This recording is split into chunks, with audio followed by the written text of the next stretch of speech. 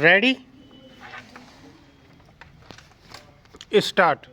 सभापति महोदय प्राथमिक स्वास्थ्य देखभाल के कार्य पर अपना ध्यान केंद्रित कर स्वास्थ्य सेवा योजना आरंभ करने की पहल करने वाले अनेक देशों में से भारत भी एक है।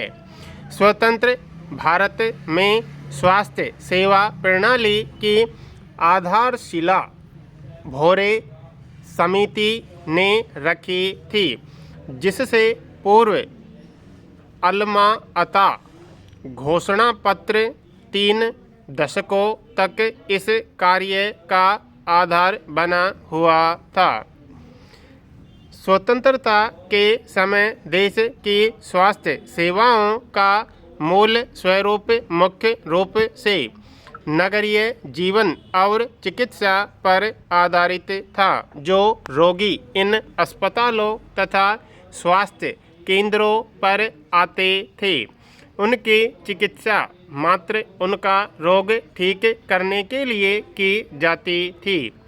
इन स्वास्थ्य सेवाओं की ग्रामीण क्षेत्रों में पहुंच अत्यंत सीमित थी, क्योंकि उस समय रोगों की रोकथाम संबंधी सेवाएं सीमित मात्रा में थी। पहली पंचवर्षीय योजना में प्राथमिक, उच्चतर तथा अन्य प्रकार के चिकित्सा केंद्रों के निर्माण और उन्हें उचित रेफरल प्रणाली से जोड़ने के प्रयास आरंभ किए गए। आम जनता की प्रमुख स्वास्थ्य समस्याओं के समाधान के लिए कार्यक्रम बनाए गए और उन्हें लागू किया गया।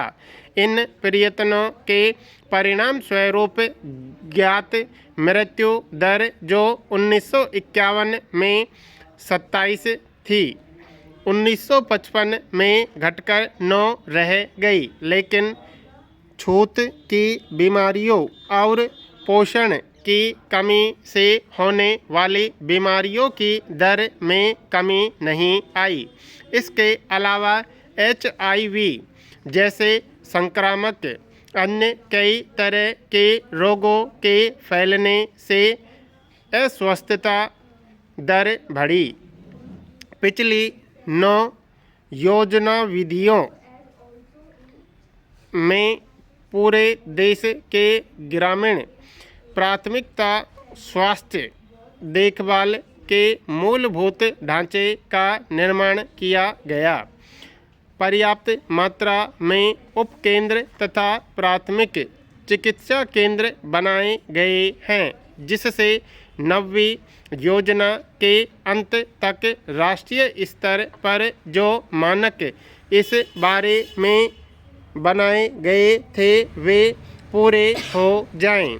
पर्याप्त मात्रा में सामुदायिक स्वास्थ्य केंद्र स्थापित करने के प्रयास किए जा रहे हैं, ताकि ग्रामीणों को प्रभावपूर्ण आपात सेवाएं उपलब्ध हो सकें। लेकिन इन मूलभूत सेवाओं में प्राय कर्मचारियों की कम संख्या एक बड़ी बाधा रही है और प्रमुख कर्मचारियों की कमी से स्वास्थ्य तथा परिवार कल्याण सेवाओं एवं प्रमुख राष्ट्रीय कार्यक्रमों को प्रभावशाली तरीके से लागू करने में कठिनाई उत्पन्न हुई है। एक समस्या और भी है और वह है इन 3 स्तरों वाली स्वास्थ्य सेवाओं के बीच कारगर निर्देशात्मक सेवाओं की स्थापना।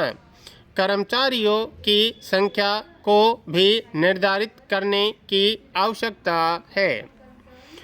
सभापति महोदय, प्रमुख कर्मचारियों की कमी की वजह से कार्यक्रमों पर विपरीत प्रभाव न पड़े, यह सुनिश्चित करने के लिए कर्मचारियों की भर्ती में लचीला रवैया अपनाए जाने की आवश्यकता है और आवश्यक हो तो यह कार्य ठेके की प्रणाली से भी किया जा सकता है।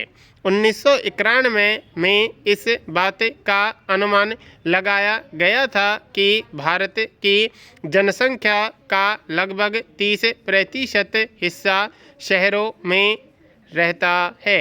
पिछले 2 दशकों में शहरों में लोगों के स्थानांतरण से शहरी तंग बस्तियों की जनसंख्या में तेजी से वृद्धि हुई है। हालांकि आरंभ में स्वास्थ्य देखभाल की सेवाएं मुख्य रूप से शहरों में थी, लेकिन बढ़ती हुई जनसंख्या के कारण से सेवाएं अब अपर्याप्त हो गई हैं। स्वास्थ्य सेवाओं की कमी महसूस होने पर नगर पालिकाओं, राज्य सरकारों, गैर सरकारी संगठनों सहित अनेक संगठनों और विदेशी सहायता से चलने वाली परियोजनाओं ने आवश्यक मूलभूत सुविधाओं के सृजन तथा आवश्यक कर्मचारियों की व्यवस्था का प्रयास किया। ग्रामीण स्वास्थ्य सेवाओं की तरह शहरी स्वास्थ्य सेवा क्षेत्रों को प्राथमिक, माध्यमिक तथा तृतीय प्रकार की श्रेणी में विभाजित करने की कोई स्पष्ट तथा संगठित कोशिश नहीं की गई। परिणाम स्वरूप कुछ केंद्रों में सुविधाओं का पर्याप्त उपयोग नहीं हो पा रहा है और अन्य केंद्रों में अत्यधिक भीड़भाड़ है। एक ही क्षेत्र सहायक अथवा अन्य प्रकार की सेवाएं देते हैं और उनमें उचित कारगर संपर्क स्थापित करने के प्रयास किए गए हैं ताकि उपलब्ध स्वास्थ्य सेवा सुविधाओं का अधिकतम उपयोग हो सके। रोगों को नियंत्रित करने में कार्यक्रमों की सफलता के लिए उचित मूल्य पर अच्छी किस्म की दवाइयों का प्रावधान आवश्यक है। अनावश्यक दवाओं तथा निश्चित मिश्रण वाली खुराक की दवाओं को नियंत्रित करने और अगर संभव हो तो उन्हें समाप्त करने की भी उतनी ही आवश्यकता है। इस तथ्य को मान्यता प्रदान करते हुए 8वीं योजना में खाद्य तथा दवा नियंत्रण संगठनों को सुदृढ़ करने के प्रावधान किए गए, लेकिन फिर भी इस योजना को लागू करने का कार्य अपूर्ण और धीमा रहा है। अगले कुछ वर्षों में इस कार्य को प्राथमिकता के आधार पर किया जाएगा। कोई भी स्वास्थ्य कार्यक्रम और उस स्वास्थ्य प्रणाली के साथ संलग्न कर्मचारी कम महत्वपूर्ण नहीं होते। राज्यों तथा केंद्रीय क्षेत्र दोनों के बजट का 75% हिस्सा कर्मचारियों के वेतन पर खर्च होता है। स्वास्थ्य सेवा योजनाओं की भांति भारत में स्वास्थ्य कर्मचारियों की योजना पर ध्यान नहीं दिया गया है।